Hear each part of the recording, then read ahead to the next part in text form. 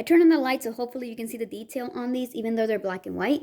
So the first thing I'm going to show you is how to do a pattern a little bit like this that looks like it has these dark shadows in it. So what I did was I cut a bunch of pieces like this, and they're all the same size, and then I cut a bunch that were little. See how they're a little bit shorter? The high and the low is going to give you that shadow. So what I did is I took one of these, then I put two of them inside, and I just put one little bead of glue. You want to use a little bit of glue like that, just a little bit. If you use a bunch of glue like that, it's going to start leaking everywhere.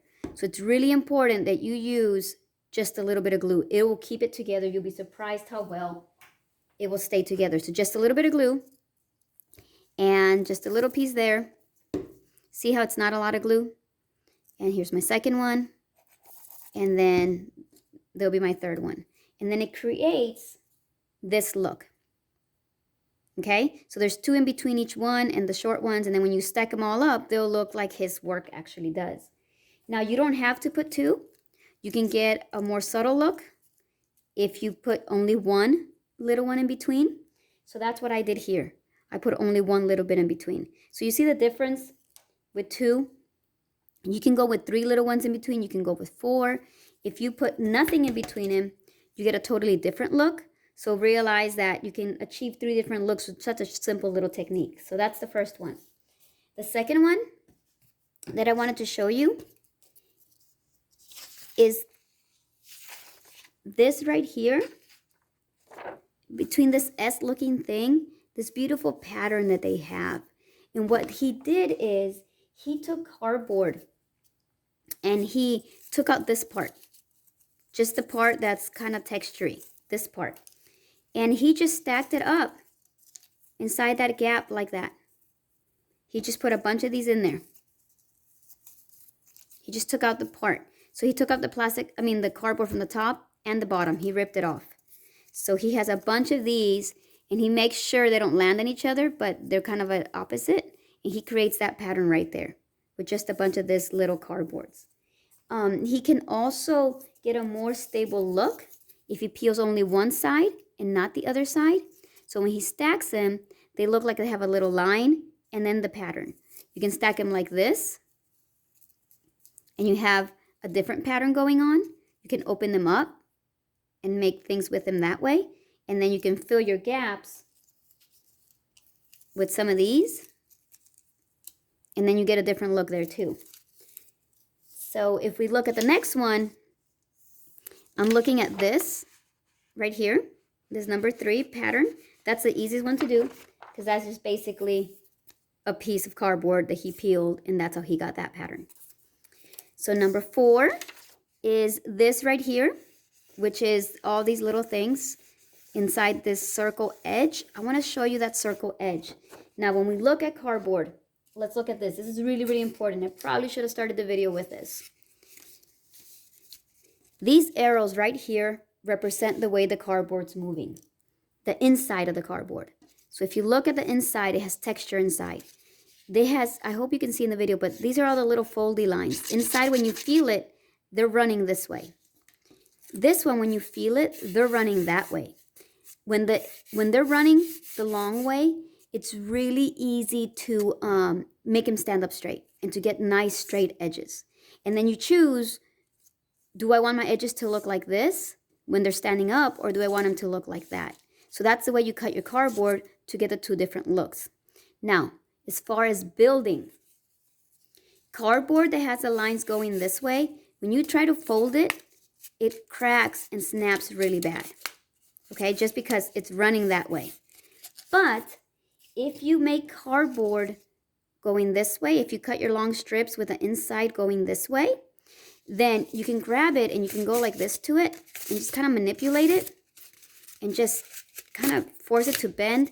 Then your cardboard allows itself to bend. Now, this bends nicely, but it's not as nice a circle as I want. So, if you grab this cardboard and you peel one side of it. Now, I'm going to peel real fast to show you something. See how it messed up? That's not good peeling. You can't just go for it. You actually have to take your cardboard and you have to snap this piece off. And I'm going to get my hands close to it again and snap a little bit. Then snap a little bit. And snap a little bit and snap. If I try to just pull, then it usually doesn't work. You want to take it slow and you want to snap. And you want to keep snapping. So when you take the snaps off and you keep one side off and one side on, then this cardboard rolls into a very, very nice circle. It can be a big circle. It can roll into a really tight circle. And it still looks like a really good circle. Now, the picture that we looked at looks like it's just cardboard. Like it looks really good. So how does he bend it? Well, you see how these are on the outside? The way he does it is he bends it this way. So it still looks like real cardboard on the outside, but it looks really nice and circular, and it still looks like full cardboard on the inside. Right, the next thing I want to show you is this right here, because it looks like it's high up and then a little bit lower. So basically, he took a shape that looked like this. The higher this is, and the more dramatic the incline, the higher it's going to stick up. The smaller this is, and the incline is not as extreme, then it'll look a lot more like this. Now, his pieces are gigantic, so it's easier for him to do it. But what I did was I peeled one side of the cardboard, just like I showed you.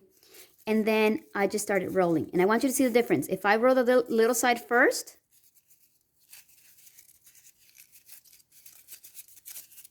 then it's reversed. Okay? But if I roll the big side first,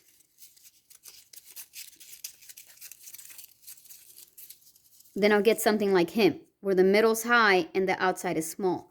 Now mine doesn't look like his because his incline is really, really little.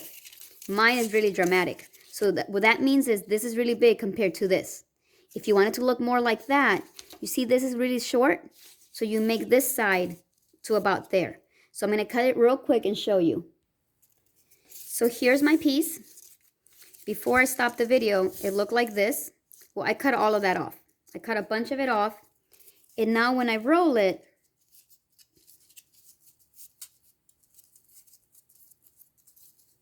it looks a little bit more like his because it's not so dramatic. The incline is not so dramatic, so it's working really well. If I roll it opposite,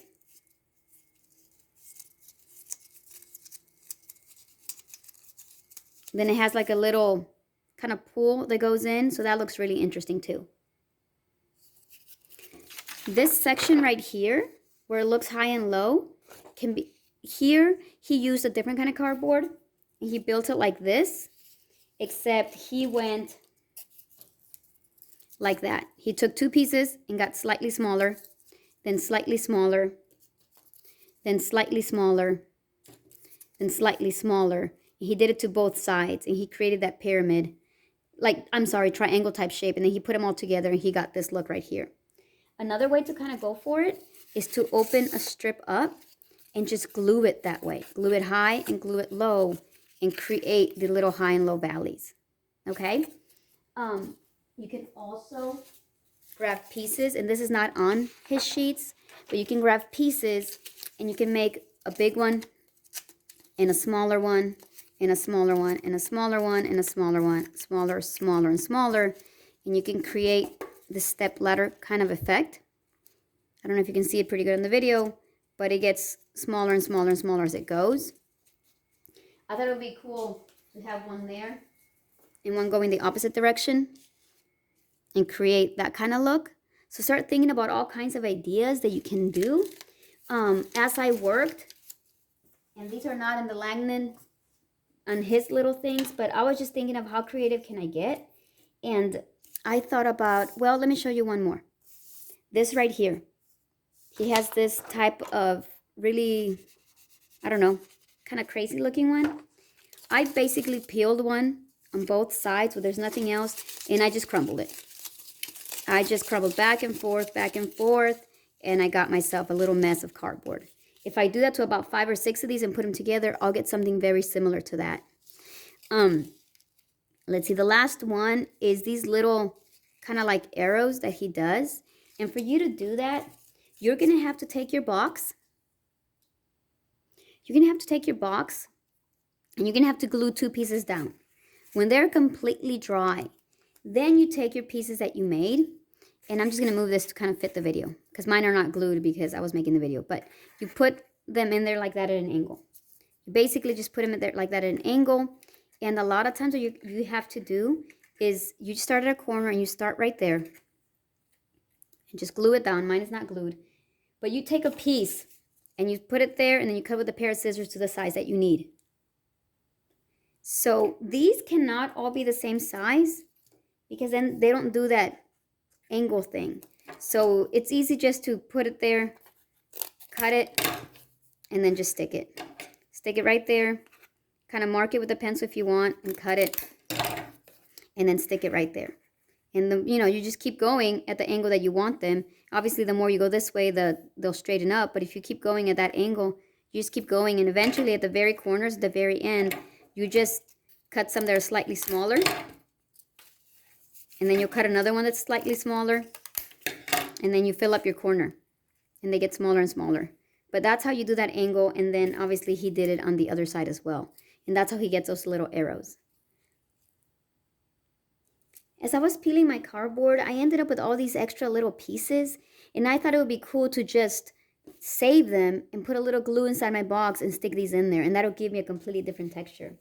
I also had all these leftover pieces as I was cutting, and I thought that I could weave these in and out, and make a whole different pattern. So I started with laying 4 of them flat, and then I took one of these sideways ones, and I went under, over, under, over, and I made this kind of pattern.